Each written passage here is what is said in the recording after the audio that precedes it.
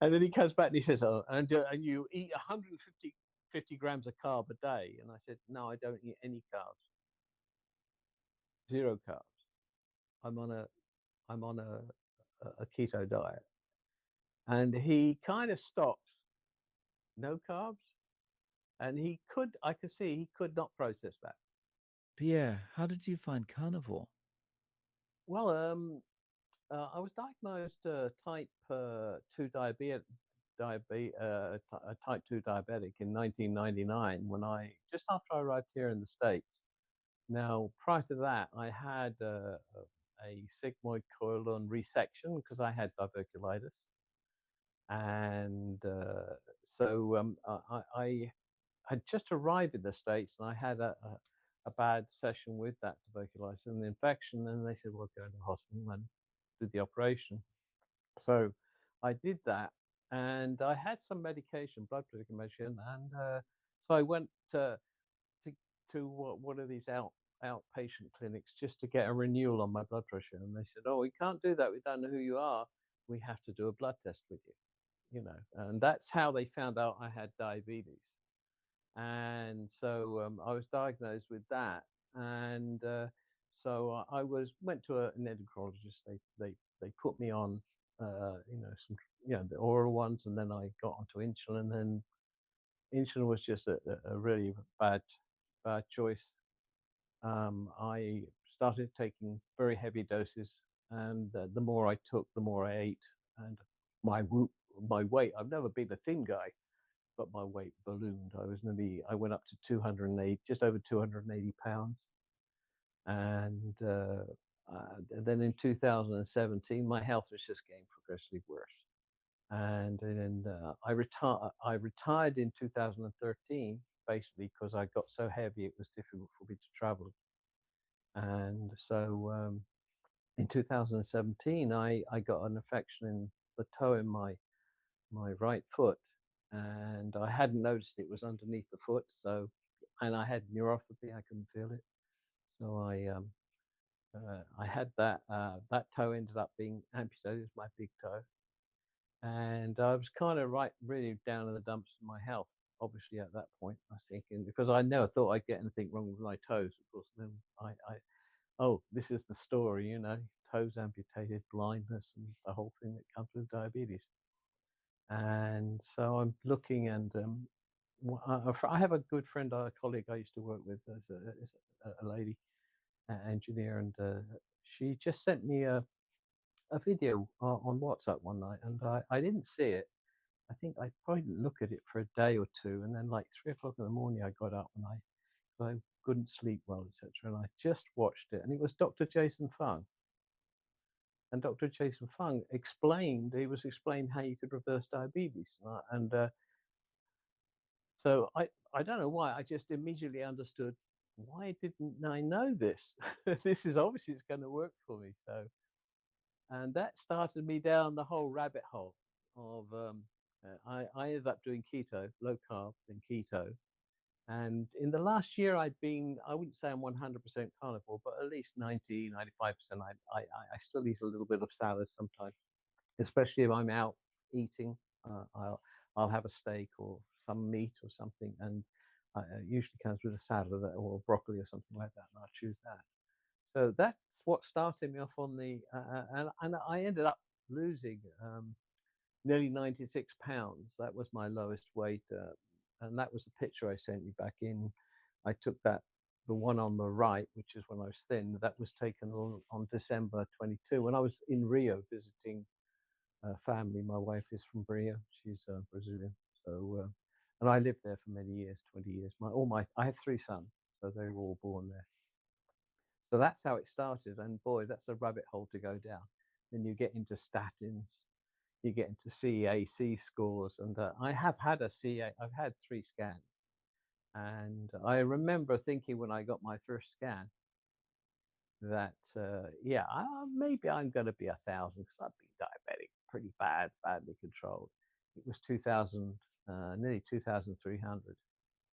So my score was 2,300. Of course, My doctor actually phoned me up, my endo, who the one who never does anything, but he woke me like, "You're going to die, you're going to die," type of thing, and I kind of okay, but I didn't want to take a statin. By that point, I really didn't think I'd been on statins for 19 years. I thought, well, what's the point? I've been on 19 years and I still have a CAC score 2300 nearly. So yeah, I wasn't very impressed with that. So he was pretty upset that I want to go on a statin, and I did toy with using a low dose one, but in the end I didn't take it. And my idea was to get off all the meds. And then I started looking into CAC score, what you can do, and does it go down? And in some cases it can go down, but once it's calcified, it's more or less there. It's not going to really regress. But if you can stabilize it, and I used to watch a guy called Ivor Cummins. He's kind of drifted away from the heart thing and the CAC scans, but he's still active in other areas. And at that point, I used to watch his videos, and some of them are quite complex as regards to explaining the heart disease. But he's pretty clear what to do when you need to reduce your risk. And one of his videos, um, he said if you can reduce it to below 15% per year, that would be good. Well, I've done two more scans, and my last one was just over. I'm going to do another scan in a few months. My per year is 5% per year, so it has slowed down considerably. If you just do a simple regression in Excel, you can see if you start up with a score of one, and I assume mine started when like 10 years before I was diagnosed with diabetes, because that's where I'm pretty sure I was pre-diabetic then. I remember having symptoms of high sugar, blurry eyes, etc. So I'm pretty sure I was probably pre-diabetic well before that. And then when they discovered it here in the US, yeah, I was well into diabetes by then. So Right. Mm. yeah, the whole thing took me down a real thing. So I've just progressed, and um, um, that last picture I took was in actually that when we were in Brazil last time. I did three scores, and my first one was 2300, and then it went down to 2175 1 year afterwards. So I thought, oh, this is good. I'm going, I'm getting lower, and this time was good. And then the next time it jumped up quite a bit, and though there was 2 years, because the first one was 1 year, and then we had COVID, and I kind of I kind of associate it maybe with the jab, but I don't know. But it just did jump up, so it remains to be seen. Now it's 2 years since I did my last one, which was in 2022. I'm going to do one probably in June or July this year. So remain if it still keeps at 5%, it should jump 10%. But that's pretty. That puts your risk right down from like 25% down to 3%, which is, the chance of a heart attack. I think in 5 years. I think that's what Ivor was using as a basis of risk indication. So how is your A1C and things like that after being on carnivore Um, for more than a well, year? okay. Well, last year when I was in Brazil, just in December, November, yeah, December, I did catch COVID. My wife caught it first, and I did catch COVID, but it's extremely mild. I mean, basically, I had a sore throat for 1 day, and basically it was that. I had an upset stomach. Now, my A1C, I was trying. I'm always my goal is to try to get off insulin, but I'm still on some low doses of insulin. And so my my insulin was running around 6. It used to run 7 to 8 when I was on. I was taking, by the way, at one point 240 units of insulin per day, which is that's like 10 times what not most people would take. And so I was down to about a tenth of that. And but this year, I kind of shot myself in the foot, literally my left foot. um, I was cutting my nails, and I should really go to I am going to one now, but I didn't cut myself, but I went to pull a piece of skin off, and it bled. So I put in Sansector and everything. But then I got an infection in that toe, and it very, very, very quickly, my whole leg became septic within, and so I went into the hospital because they can only give you the antibiotics in the vein. So I was in the hospital for 3 days, 2 nights, and they stopped that, and then I carried on with a podiatrist who then looked after the wound. But I was on oral antibiotics for probably a month, and that really just destroyed my digestion, my intestinal system. It just put me back to zero. So I'm trying, and I was trying very hard. I have an insulin pump which I hadn't been using for a few years, but I put it back on, thinking, well, I had this infection. Let me keep my blood sugar right under 6 if I can get it, and I could get it there, but I had to use more insulin, and that kind of started a vicious circle because you eat more. So I have put on 12, 14 pounds in the last few months. It was last May, but the last few months, I have put some weight on. I was trying to keep my blood sugars down. But I even when I went to my endocrinologist, he's quite a character. Well, he's he's a character for his lack of attention to me, really. Um, uh, I remember when I first went, I didn't go to him for 8 months when I was losing weight. So I went in and I'd lost 70 pounds, and he didn't notice. It was 8 months, okay. And he sees a lot of patients. So, and then when I was telling him, he said, "What medication you take?" Well, I got off all of them except a small dose of a blood pressure medicine. And he was saying, and he kind of was, "What the hell's happening here?" And you could see his mind. And then he was scanning it, my details on a. He had a paper sheet, and he's saying, "You you lost 70, 70 odd pounds." I said, "Yeah." And he said, "Oh," and he was taken aback. He didn't understand. He just had no idea. And I told him I was on low carb or keto, whatever it was at the time, and he didn't really take it in, and even after 5 years, he still hasn't taken it in.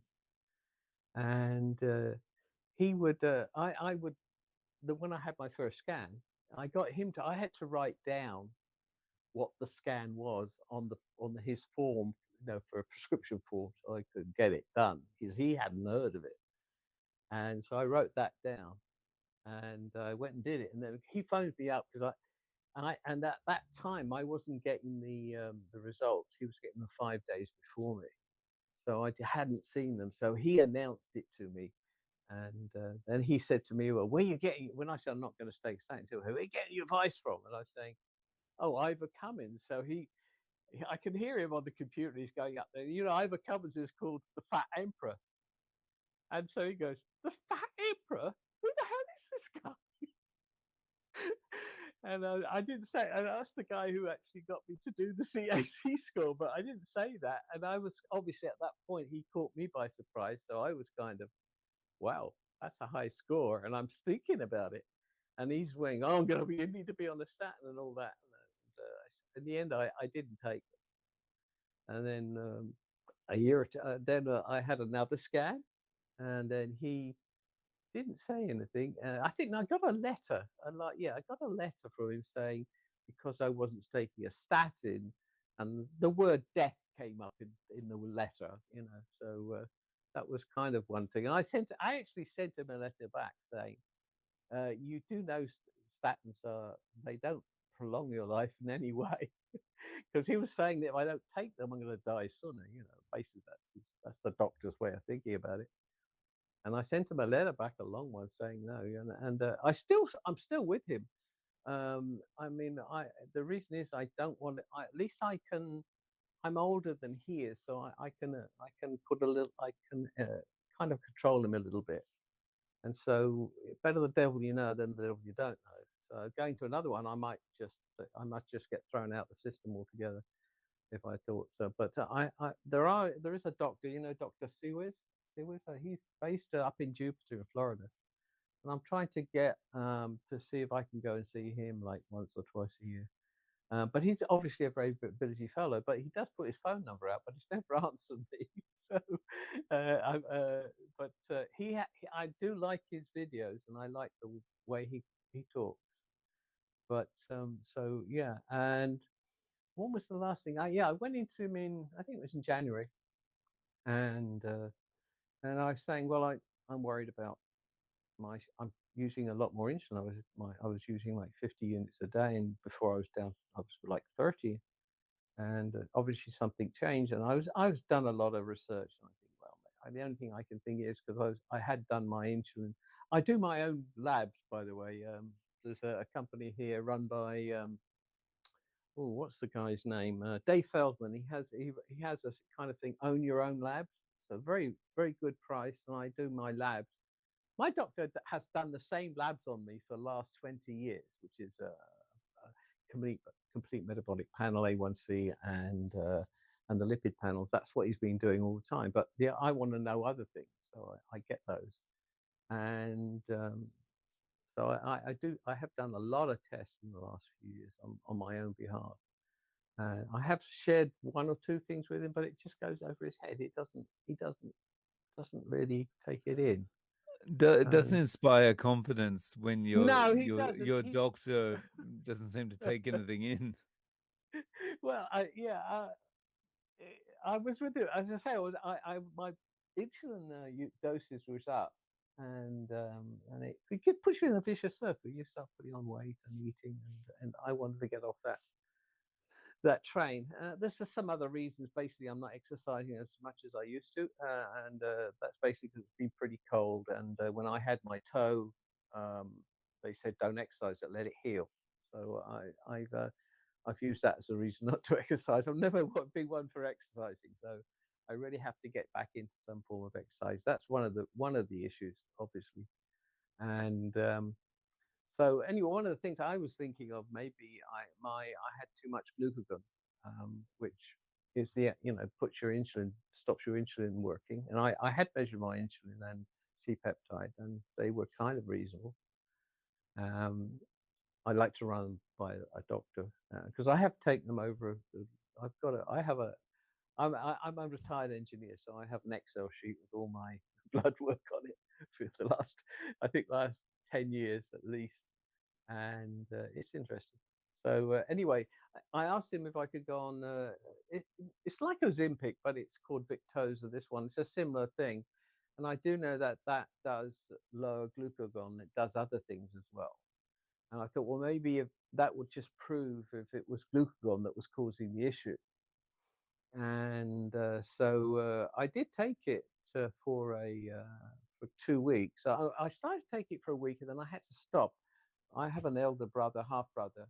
He passed away in the UK.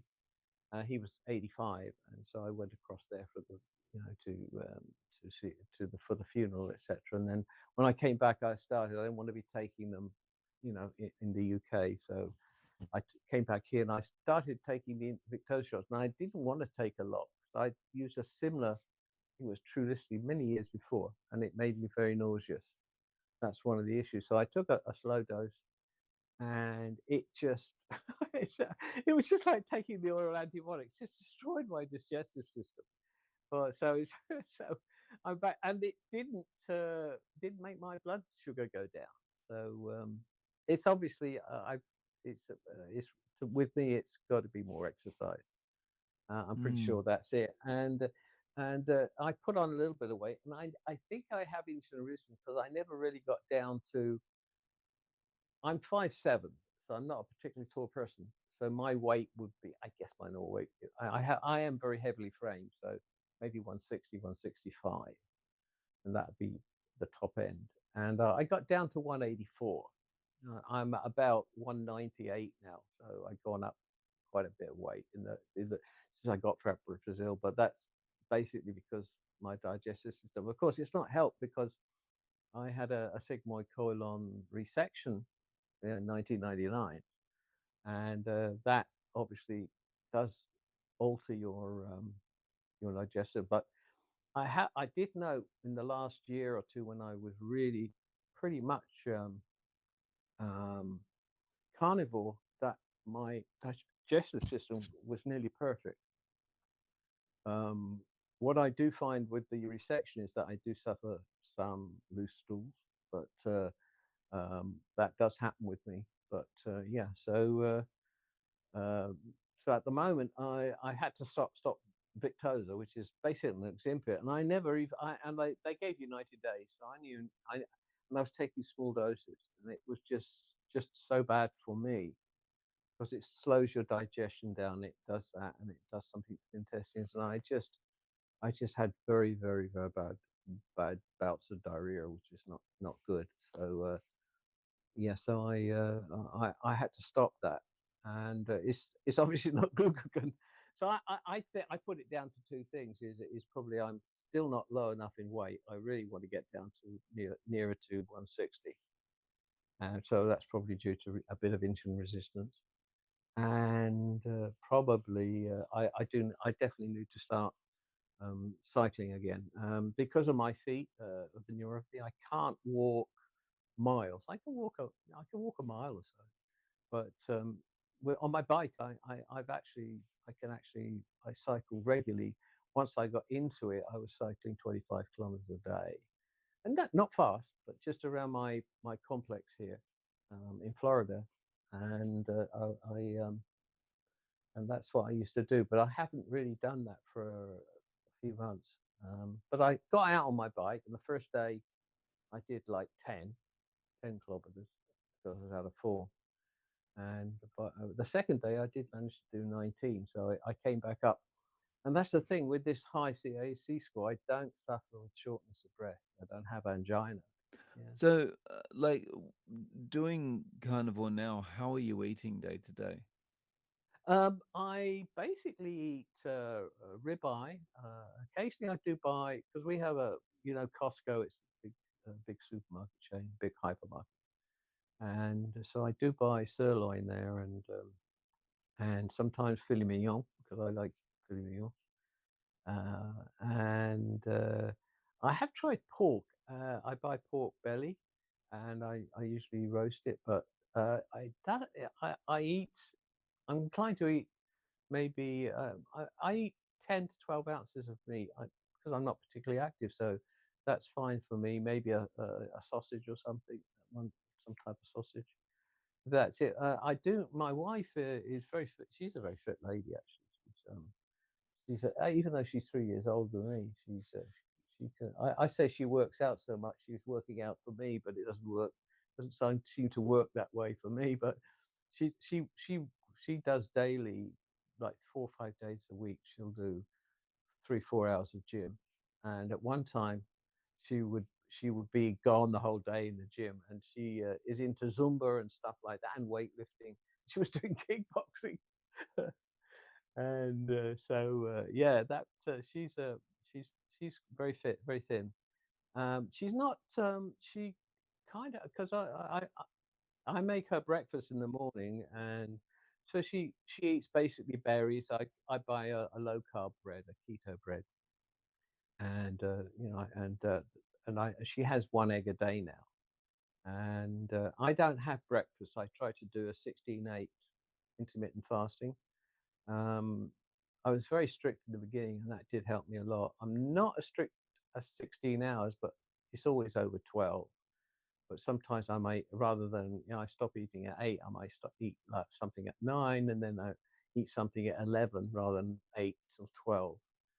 Um, I have managed to do 2 day fast. I've not got further than 2 days, and uh, and I really should do that. I think probably that's my next go-to. Just what was some? Oh yes, the last time I went to my doctor, he I was telling him about too much insulin and my endo, and he said, and he wants to be clever, so he wants to do a calculation to see how much with my body weight, how much insulin I should be doing. It's a pretty simple formula. Go by your weight in kilos. So of course he has my weight in pounds, so he's struggling to do the kilos transfer. And then he comes back and he says, "Oh, and you eat 150 grams of carb a day?" And I said, "No, I don't eat any carbs, zero carbs. I'm on a keto diet." And he kind of stops, no carbs. and I could see he could not process that. So he just thought, well, I'll just carry on with the calculation. We'll ignore the carbs, which is obviously, if you're taking insulin, is a primal part of the equation. And he said, oh, well, you're not taking too much insulin, like 40. You should be taking 40. Oh, I was actually at 50, a bit more. And being keto, it should have been lower. And but yeah, he did let me talk. I talked to him to give me the Victoza just to try it. Unfortunately, it didn't work. And yeah, so yeah. Oh, one of the other things was I he when I had my third scan in 2022 in July, I get a phone call from him, and he's saying, "Good God, you've got a 2,550 CAC score." And I says, "Yeah," and I'd done two of them with him before, and he said, "Well, that's awful, and you're not taking a statin, you're going to die." Well, he didn't say you're going to die, but it was very nagging to the extent. And I said, "Well, it's not that bad. I've done two CAC scans. It's actually not progressing very fast." And he went, "You've done other scans?" And I can hear him fuffing about, and he's got obviously looking through the records and saying, "Oh yeah, but it's still gone higher." But it was only, I mean, obviously I know from 2300 went to 2175, then it went to 252. That score was 252. So over those three years, and I had got the score, and I was very annoyed about it at the time because I expected to go down a second time, and I'm overconfident of that. But and I immediately blamed the only thing I had done different was to have the shots. So I do know it does have some issues with circulatory issues. And I just wonder if that spiked it. I suppose I'll find out in a couple of months' time when I do the scan again. So for 2 years, it should go up. If it stabilizes, that's great. If it goes up by 10%, that's still great. So I'd be happy with that. So over the next 6 to 12 months, what are some of your goals? Um, well, I still want to get off insulin, but obviously it's to lose weight and get this issue with my intestinal issues. Try to get that behind me. I'm hoping it's nothing more than just the drugs that are doing it. Have upset it, and go forward from there. And try. I mean, I'm 90%. I try to be a little bit more stricter, and I try to do some extended fasting, really, to maybe 2 or 3. I've done 2 days like 3 or 4 times, and I always find the first day extremely difficult. And by the second day, I'm kind of into it. But I never really made 48 hours. It was always like 43, 44. And I think it creeps in. You think, well, I'm nearly there. I'll just have something to eat, you know. Well, thank you for coming on today, Pierre. Do you have any way to reach out to you, like a YouTube or a website or anything? No, no, I don't have a website or a YouTube. It's just my email address, which you have. Thank you so much for coming on, Pierre, and sharing your story. I really appreciate your time. Thank you very much for having me on, and carry on what you're doing. It's magnificent what you're doing.